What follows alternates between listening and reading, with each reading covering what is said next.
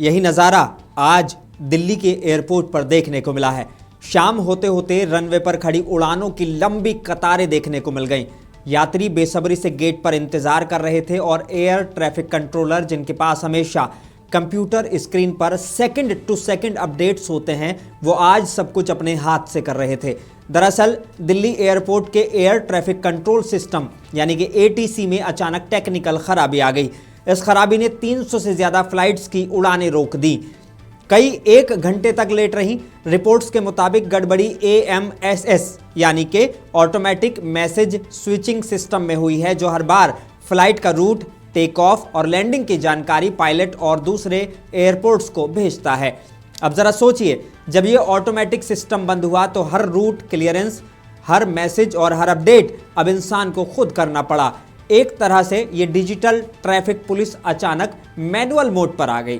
Flight tracking website flight radar 24 के मुताबिक सिर्फ एक दिन पहले ही 513 उड़ानें देरी से रवाना हुई थी। दिल्ली से बाहर जयपुर, लखनऊ और चंडीगढ़ जैसे एयरपोर्ट्स पर भी इसका असर पड़ा है। लेकिन कहानी यहीं खत्म नहीं होती। पिछले 1 हफ्ते से दिल्ली के आसमान में GPS स्पूफिंग की घटनाएं भी रिपोर्ट हुई हैं। यानी किसी ने विमान को फेक GPS सिग्नल भेजे, जिससे पायलट को झूठे अलर्ट मिल रहे थे, मानो उनको रूट पर कोई खतरा हो, जबकि ऐसा कुछ भी नहीं था। ATC के सूत्रों के मुताबिक दिल्ली के आसपास 100 किलोमीटर के दायरे में ऐसे कई फेक सिग्नल मिले हैं। आमतौर पर ऐसा साइबर अटैक वॉर जोन में होता है, लेकिन देश की राजधानी में यह घटना बेहद असामान्य है।